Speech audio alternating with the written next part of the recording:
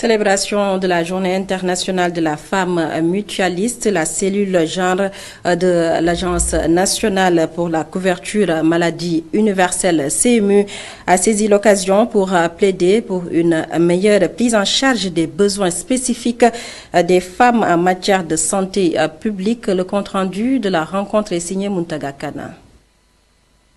La prise en charge gratuite des soins de santé des enfants âgés de 0 à 5 ans et de la césarienne, entre autres, constitue des acquis de taille. Mais la prise en charge d'autres besoins qui sont spécifiques aux femmes constitue une priorité poignante pour elles.